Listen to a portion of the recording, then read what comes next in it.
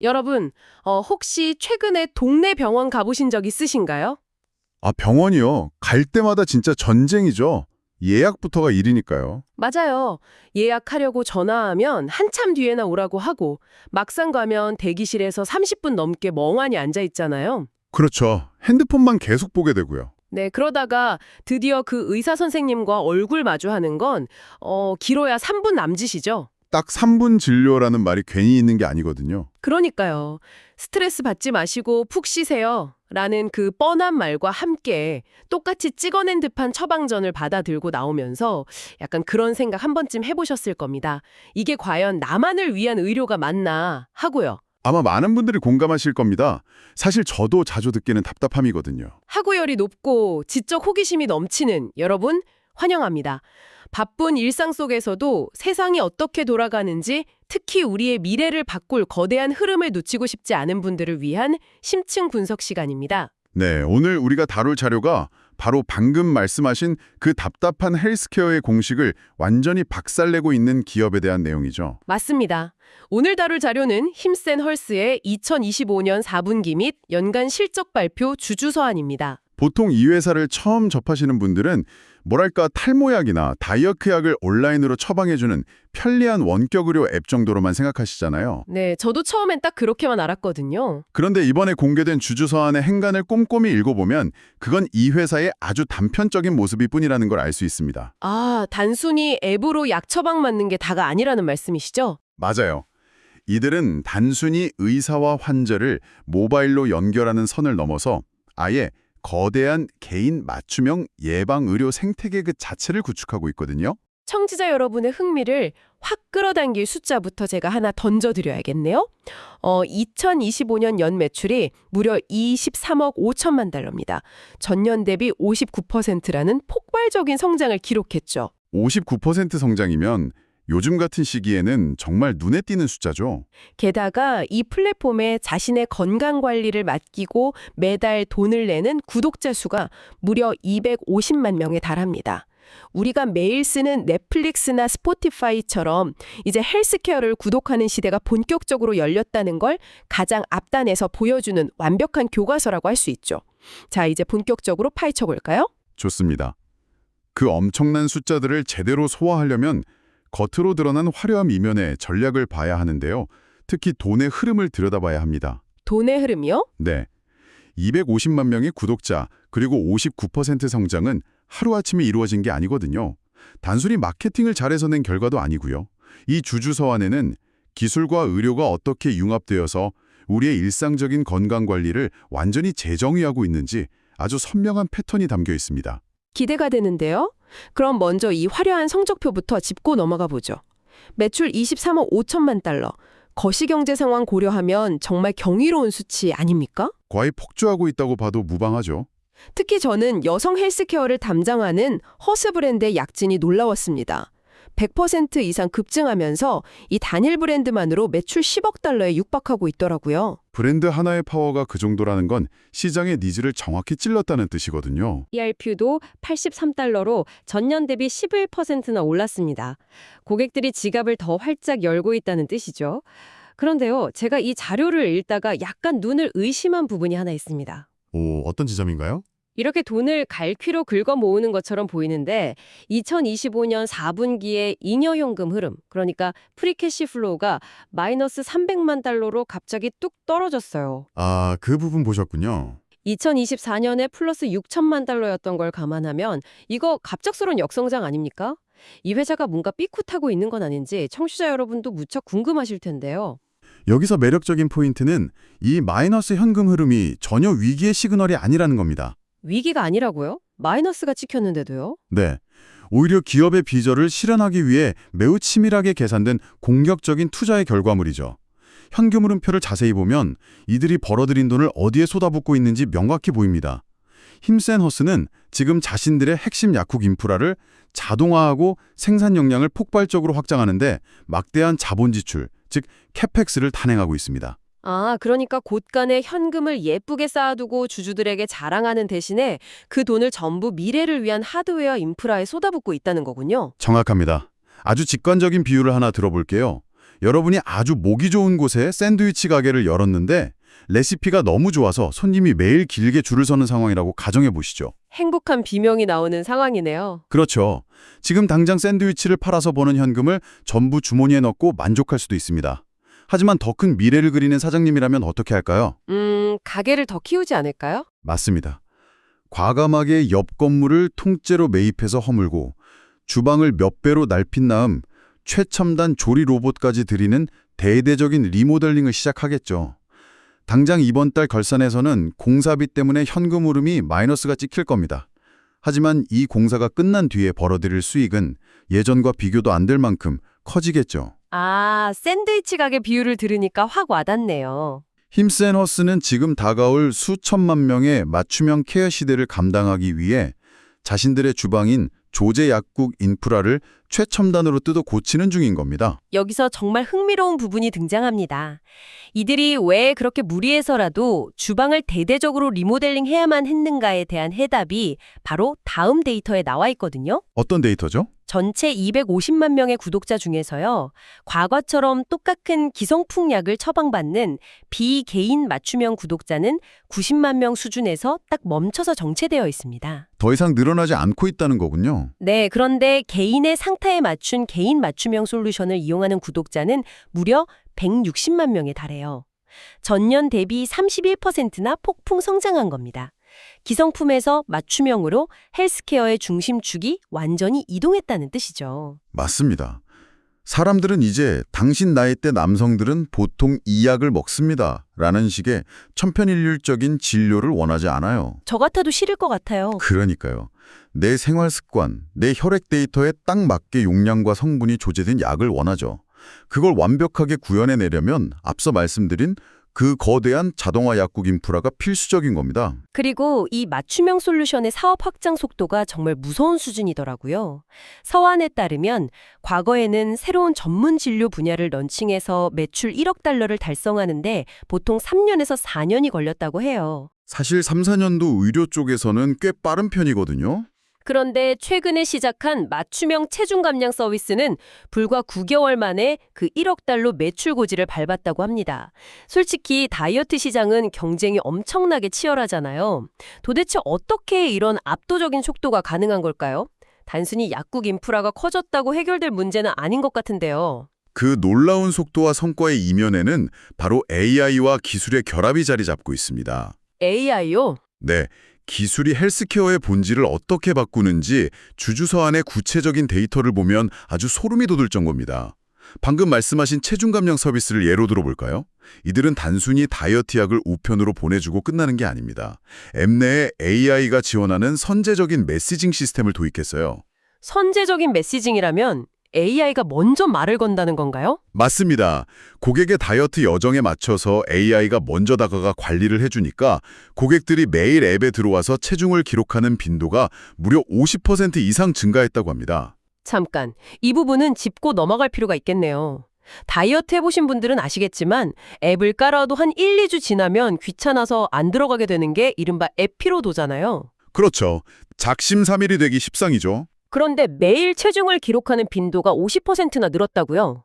AI가 도대체 어떻게 말을 걸길래 이런 끈기를 끌어내는 거죠? 단순히 오늘 체중 입력하세요라는 기계적인 알림이 아니거든요. 고객이 겪고 있는 정책이나 부작용 패턴을 AI가 분석해서 이렇게 보내는 거죠.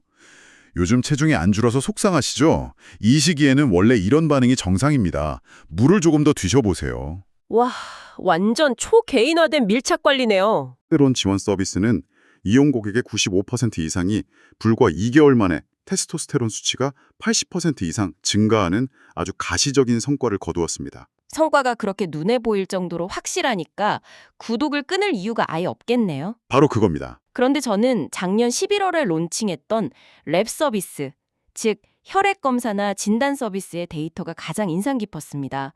검사를 받은 고객의 70% 이상이 플랫폼 내에서 실제 치료 계획으로 바로 이어지는 자격을 갖췄다고 하더라고요. 네, 그 70%라는 수치가 지니는 의미를 깊이 생각해 봐야 합니다. 맞아요.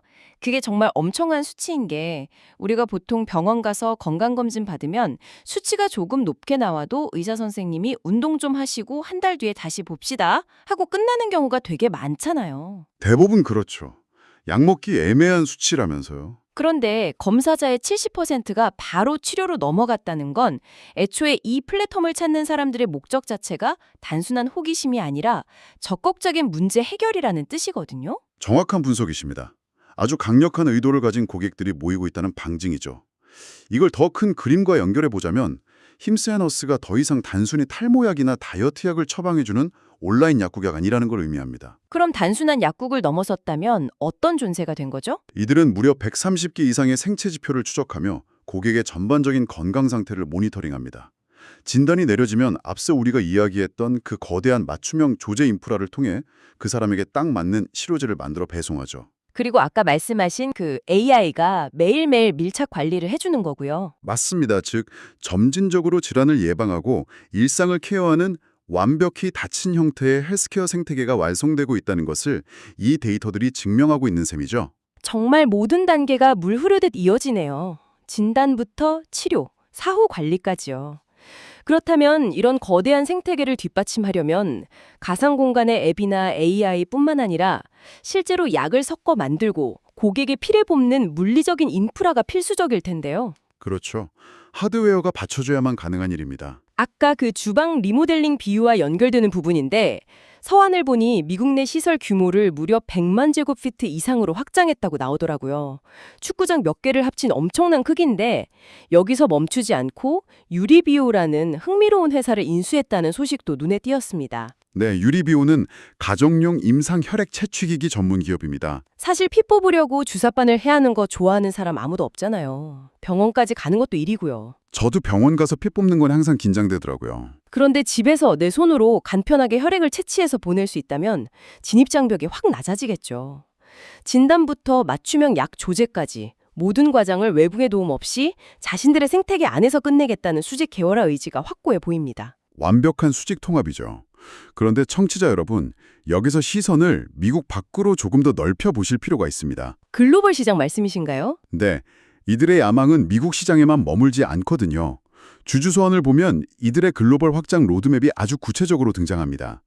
유럽의 선도적인 헬스 플랫폼인 가바를 인수하며 유럽의 문을 열었고 최근 캐나다 시장 진출도 완료했습니다. 정말 공격적이네요. 가장 결정적인 건 연 매출 4억 5천만 달러 이상을 기록하며 엄청난 속도로 성장 중인 유칼립투스라는 기업을 전격 인수하기로 한 겁니다. 연 매출 4억 5천만 달러짜리 회사를 인수테이블에 올렸다고요? 엄청난 베팅인데요. 하지만 약간 의구심이 드는 부분도 있습니다. 어떤 점이 우려되시나요? 소프트웨어 앱이라면 전 세계 어디든 클릭 한 번에 다운로드하게 만들 수 있지만 헬스케어는 각 나라마다 의료법, 처방 규제, 약국 시스템이 완전히 다르잖아요. 미국에서 성공했다고 유럽이나 호주에 그대로 복사 붙여넣기 할 수 있는 산업이 아닌데 너무 성급한 글로벌 쇼핑이 아닌가 하는 생각도 드는데요. 아주 현실적이고 날카로운 지적이십니다. 규제야말로 헬스케어 확장의 가장 큰 장벽이죠. 힘스앤허스 경영진도 그 사실을 누구보다 잘 알고 있습니다. 그럼 어떻게 그 장벽을 넘겠다는 거죠? 그래서 이들이 맨땅에 헤딩하며 직접 해외 법인을 세우는 대신에 가바나 유칼립투스처럼 이미 그 지역의 복잡한 의료법과 규제의 미로를 뚫고 안정적인 모델을 구축한 현지 1등 기업들을 통째로 인수하는 방식을 택한 겁니다. 아, 현지 규제에 이미 적응한 기업을 사버리는 거군요. 영리하네요. 특히 유칼립투스 인수를 통해 단숨에 유럽 내 입지를 단단히 굳히고 규제가 정말 까다로운 호주와 일본 시장까지 파이프라인을 뚫게 되죠. 목표가 뚜렷해 보이네요. 네, 이들의 목표는 명확합니다. 3년 안에 국제시장 매출만 10억 달러를 돌파하겠다는 거고요.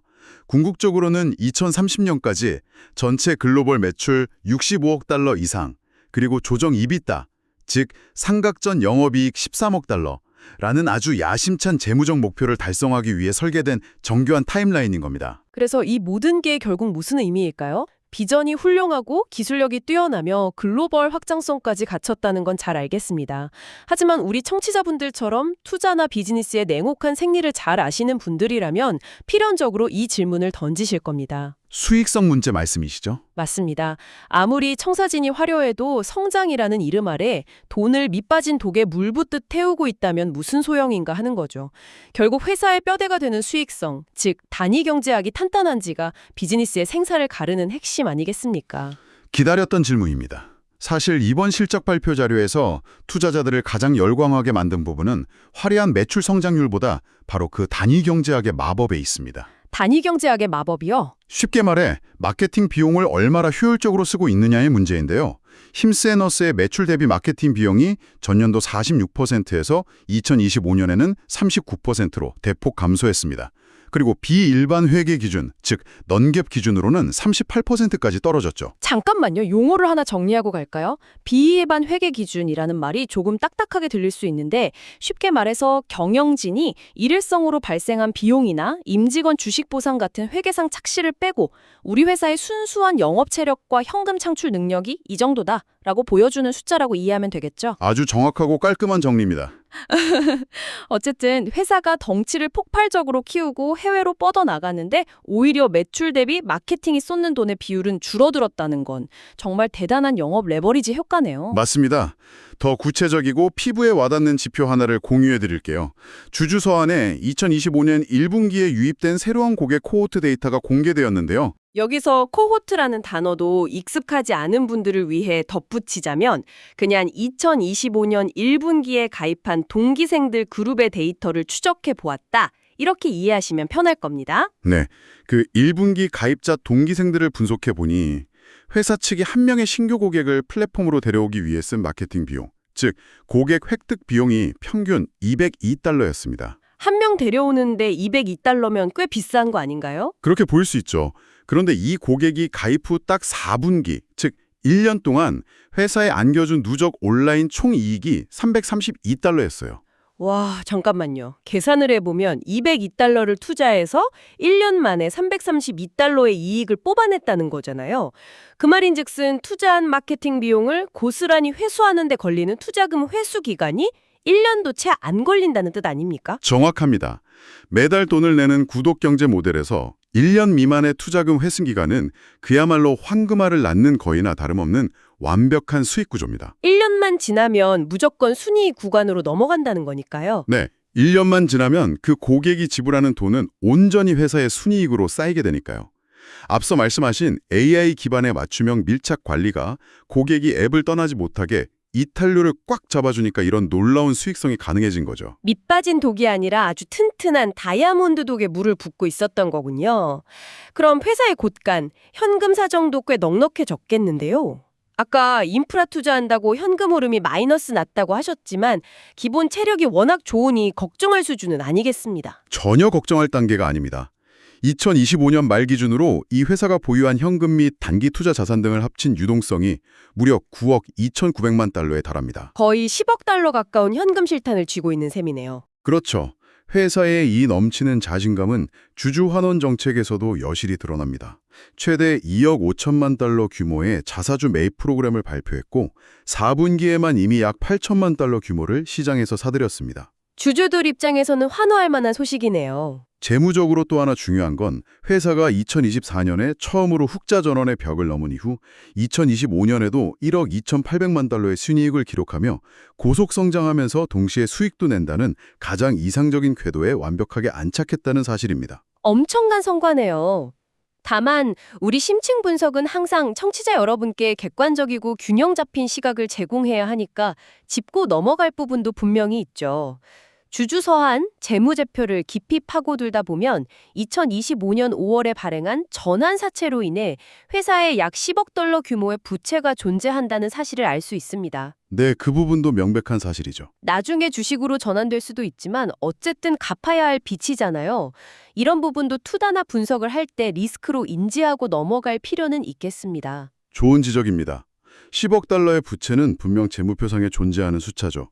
하지만 앞서 분석한 회사의 막강한 현금 창출 능력, 1년 미만의 마케팅 회수 기간, 그리고 9억 달러가 넘는 유동성을 종합적으로 고려했을 때 현재 시장은 이를 통제 불가능한 리스크라기보다는 전략적 확장을 위한 건강한 레버리지 수준으로 평가하고 있습니다. 자, 오늘 우리가 분석한 2025년 실적 발표, 주주서한 내용들을 쭉 연결해 놓고 보니 정말 한 편의 SF 영화가 현실로 다가오는 것 같습니다. 여러분, 힘센 허스는 이제 단순히 집으로 다이어트 약을 배달해주는 편리한 앱이 아닙니다. 완전히 다른 차원의 기업이 된 거죠. 이들은 130개가 넘는 생체 데이터를 실시간으로 추적하고 손안의 AI가 내 매일의 식습관과 수면을 밀착 관리하며 축구장 몇 개 크기의 최첨단 자동화 약국에서 오직 내 몸에 맞춘 맞춤형 약물을 쏟아내는 거대한 생태계입니다. 이것이 왜 오늘날을 살아가는 우리 청취자 여러분께 중요할까요? 그게 핵심 포인트죠. 이 주주서화는 바다 건너 어느 잘나가는 IT 기업의 재무 성적표가 아닙니다. 바로 여러분과 제가 아주 가까운 미래에 너무나 당연하게 경험하게 될 일상적인 의료 서비스의 청사진이자 룰이 바뀌고 있다는 신호탄이기 때문입니다. 이는 매우 중요한 질문을 던집니다. 오늘 이 기업이 만들어가는 혁신적인 변화와 놀라운 재무적 성과를 들으시면서 여러분은 편리함과 더불어 묘한 기시감을 느끼셨을지도 모릅니다. 한번 상상해 보시죠. 어떤 상상이죠? 우리가 집에서 편안하게 체열을 하고 AI에게 나의 가장 은밀한 체중 변화와 감정 상태를 매일 보고하며 내 유전자와 혈액에 맞춰 조제된 약을 평생 구독하는 세상 말입니다. 이 모든 과정에서 나의 가장 내밀하고 방대한 생물학적 데이터는 결국 하나의 거대한 상업적 기술 플랫폼에 차곡차곡 쌓이게 됩니다. 아, 나의 피 한 방울부터 매일 아침의 컨디션, 호르몬 변화 수치까지 내 생명의 모든 데이터가 한 기업의 서버로 집중된다는 의미군요. 그렇습니다. 만약 나를 수십 년간 지켜봐온 동네의 주치의 선생님이나 심지어 내 몸의 주인인 나 자신보다 클라우드 서버에 존재하는 특정 기술 기업의 AI가 내 몸의 현재 상태를 더 완벽하게 꿰뚫어보고 다가올 질병까지 예측할 수 있게 된다면 미래 헬스케어 생태계에서 진정한 권력과 주도권은 과연 누구의 손에 쥐어지게 되는 것일까요? 그리고 그 데이터의 진정한 주인은 누구여야 할까요? 와, 생각할수록 묵직한 질문이네요. 기술이 의료의 문턱을 낮추고 초개인화된 치료를 대중화하는 것은 두 팔 벌려 환영할 일입니다. 그 편리함은 절대 포기할 수 없겠죠. 인간은 원래 편안함을 추구하니까요. 하지만 동시에 그 거대한 편의성의 톱니바퀴 속에서 내 몸의 데이터가 누구의 자산이 되고 어떻게 활용되는지, 그 시스템 속에서 나라는 소비자의 위치는 어디쯤에 있는지 한 번쯤은 냉정하게 따져봐야 할 시점이 온 것 같습니다. 학구열 넘치는 우리 청취자 여러분께 이번 주말 머리를 즐겁게 자극할 아주 훌륭한 화두가 될 것 같네요. 오늘의 심층 탐구는 여기까지입니다. 여러분의 지적 갈증이 이 시간 통해 조금이나마 해소되셨기를 바라며 다음 시간에도 세상의 거대한 흐름을 읽어내는 날카로운 분석으로 찾아오겠습니다. 함께해 주셔서 감사합니다.